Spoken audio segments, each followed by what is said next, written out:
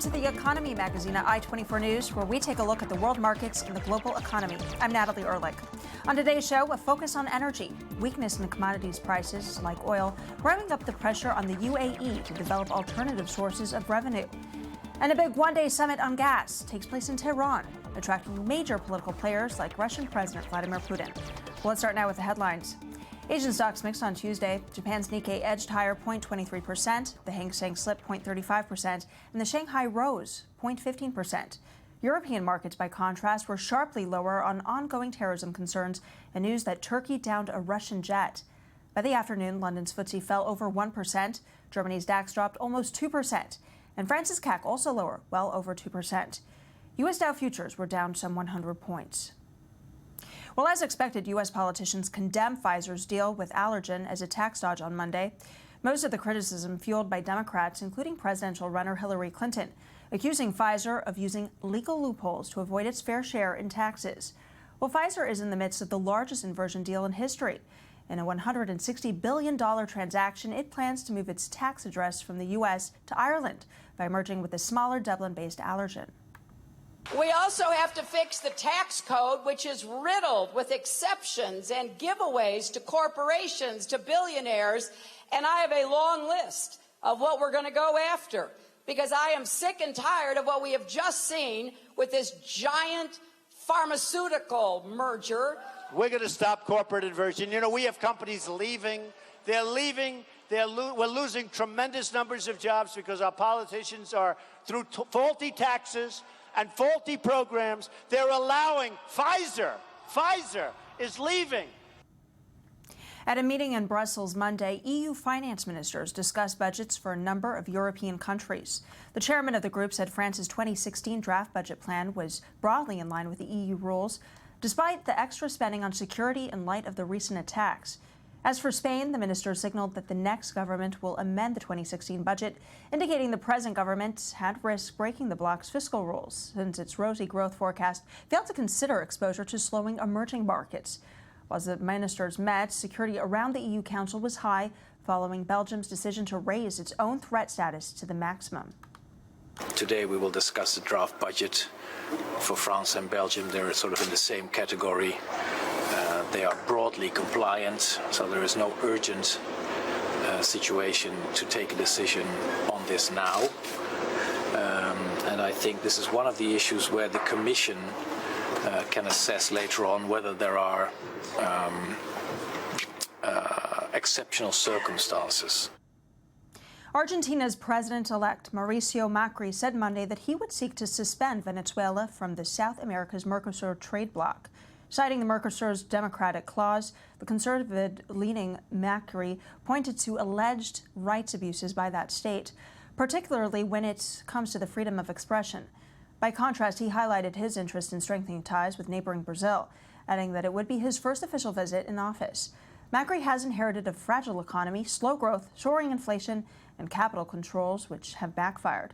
Argentina's shift to the center right now raises the prospect of improved ties with the U.S. and the EU. Our job is to build good relations with our Latin American brothers and with the world in general. As such, I have the highest hopes for our first Mercosur trade bloc meeting. But there is also the democratic clause, which I believe must apply to Venezuela for the abuses they are committing in the persecution of opponents and freedom of expression. The Bank of Israel's Monetary Committee kept the interest rate for December unchanged at 0.1%. Governor Karnit Flug indicated that she sees no change in the near future. The last time the rate was slashed was back in March by 25 basis points. The bank cited low inflation, a strong labor sector, and also global economic weakness as reasons behind that decision. Now joined via Skype, we have Andy Bush, financial markets expert based in Chicago. Thanks as ever for being with us. My pleasure. Well, let's talk about Europe. The attacks in Paris and raids throughout Europe now are going to have a depressing effect on the European economy. Yeah, I think so. And the key for today, obviously, with the Russian jet being down by Turkey, one of the initial things that Putin has come out and said, not only is it backstabbing, but I think they're going to stop all travel to Turkey. And this is what happens when you have a terrorist event. anything where people have to gather is really impacted negatively. Football stadium, leisure, hotels, travel, airlines, those stocks are all generally sold. And we have not really seen the impact of this on the economic data coming out of Europe yet because it's so fresh. So while we may get good data in October, overall, this is a very negative impact, not only on Europe, but obviously it's going to extend worldwide as the U.S. today announced a worldwide travel alert due to potential terrorist plannings for additional attacks. Right. You mentioned the U.S. here, and the attacks in Paris have clearly changed the nature of the U.S. presidential race as well. Yeah, great point. We just had a new Quinnipiac poll out in Iowa. It shows that while Donald Trump is still the front runner at 25%, Senator Ted Cruz is up to 23%. So he's changed dramatically just over the last, since the Paris attacks. But I think what we need to see is a little bit of a shakeout within the Republican primaries to see who will rise to the top. But this certainly changes the nature overall. I think it really hurts Democrats overall because President Obama just said before these Paris attacks that ISIS was contained. There's also some scandal within the U.S. government trying to figure out as far as intelligence reports, if they were watered down to make ISIS not nearly as important as it is.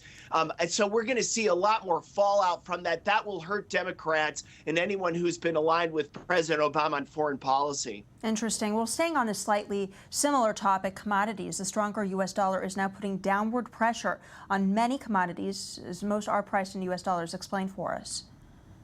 Yeah, I think that's really the key point here is that most of the commodities globally are priced in U.S. dollars, while oil is up because you would think that more, problems in the Middle East will lead to maybe less supply coming out of that area. Overall, the U.S. dollar will most likely continue to strengthen as the U.S. is going monetarily on a different path from the rest of the world. Specifically with Europe, we expect the European Central Bank to increase their size of the quantitative easing they're going to do in December. That's almost guaranteed because of the attacks, but also of the ongoing situation in the Middle East. And the U.S. is going a different path. They're going to raise rates in December. So the juxtaposition of those two is going to be striking. We're going to see the U.S. dollar continue to rally. I'm not the only one saying that. There's a lot of other analysts that are looking for a U.S. dollar to rally going into 2016, with some people calling for the euro to fall as low as 95 to the U.S. dollar. Excellent point. Well, thanks as ever for being with us. Well, amid that weakness in commodities, the UAE has also invested resources now into developing alternative energy. Let's take a look. In the Emirates, oil is king. The carbon footprint per capita is one of the highest in the world. But the UAE government has been keeping an eye on its post-oil future. 10 years ago, Abu Dhabi launched the Masdar project to lead the country's drive to produce renewable energy, including advances in the solar energy domain. We currently have a project with a Norwegian startup called Energy Nest, and we're testing for the first time in the Middle East a storage system that uses a special type of concrete that can store thermal energy up to 400 degrees. The UAE sits on 5.9% of the world's oil reserves and 3.1% of natural gas wealth. But Abu Dhabi's Crown Prince has warned the wealthy nation will export its last oil tanker in 50 years. One of the aims of the Masdar project is to develop ways to decrease the country's dependence on gas for power generation from 90% to 70% in 2020. The UAE became the only OPEC country that not only exports oil, but also exports renewable energy around the world with our projects in London Array, Solar, etc. The Masdar project includes a research institute and an ecological city under construction, but is also being used to invest in projects around the world. In the past 5 years, the Emirates have funded about $840 million of renewable energy projects in 25 countries. Masdar has already invested $600 million in the world's largest concentrated solar power plant west of Abu Dhabi. But it doesn't stop there. The UAE says it plans to invest more than triple that amount on a nuclear power project by 2020. And a one-day summit in Tehran on gas, attracting big names, including the Russian President Vladimir Putin.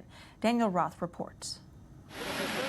With international sanctions expected to loosen in the wake of the nuclear deal struck this summer between a group of world powers, on Monday, Iran hosted the third summit for a cohort of gas-exporting states, dubbed the GECF.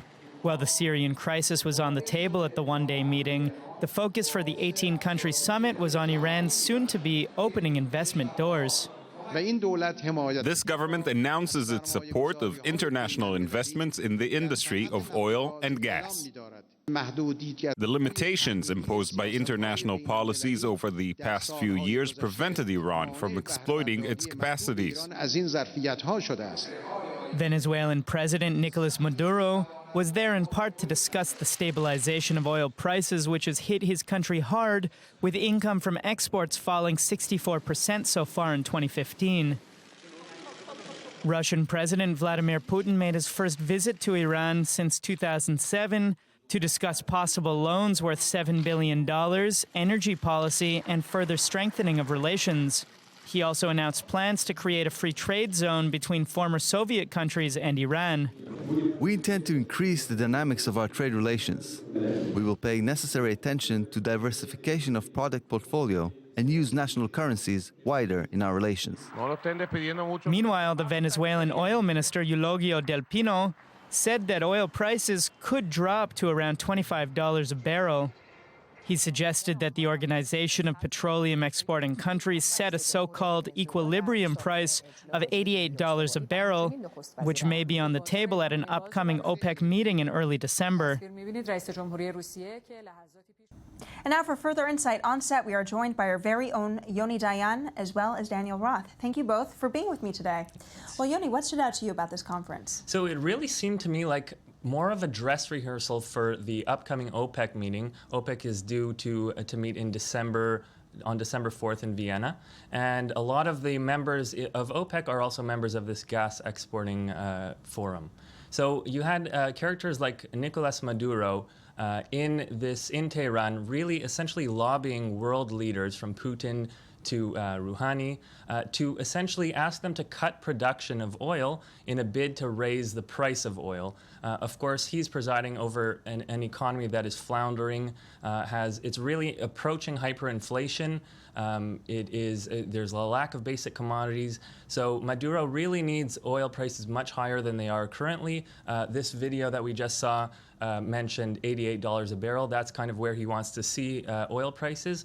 They're currently at $45 a barrel. So Maduro really has his work cut out for him at this conference, but also on December 4th in the OPEC conference. Very fascinating, and perhaps it shows the level of desperation that these oil exporters have these days. What about you? What do you add about this? Absolutely. It's, Venezuela is just one example. Russia is another example. Canada, of all countries, is another example of countries that put much too much emphasis on oil as their saving grace, as their commodity to go to, and really don't have diverse enough economies. But surely Canada has a more diversified economy than these others. Without a doubt, and you don't see Canada suffering nearly the way you see Venezuela or Russia, for that matter, suffering. But there is this tendency, this very silly tendency of national governments to put all of their eggs in one basket. And when we really try to strip away all the jargon and try to understand really what's going on, that's what's going on. Venezuela is suffering because they put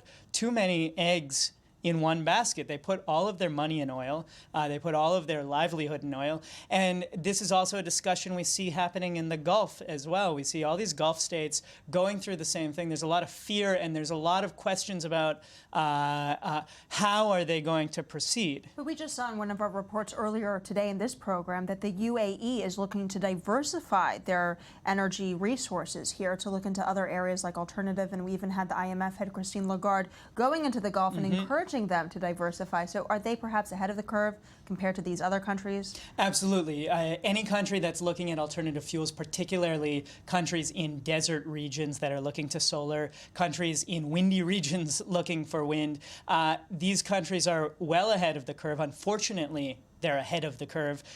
Really, we should have seen this a decade or two ago, the move into diverse kinds of energy production. And can we assume that these Gulf countries were not in Tehran for this meeting? Yes. It's clearly. In light of the current geopolitical situation, which of course is very intense right now with this Turkish jet or the Russian jet being down by Turkey. What else can you add, though? Well, it's interesting, actually. There were some of the Gulf countries were in there. They were there, and it's actually interesting to note that as the nuclear deal got done and as we see the West opening up to Iran, we're seeing people really jumping into that economy. Qatar, for example, was there. Well, thank you both very much for being with us and addressing this important matter. That wraps up our show today. Stay tuned here every day for all your global economic coverage. I'm Natalie Ehrlich at the Jaffa Port in Tel Aviv. Thanks again for watching.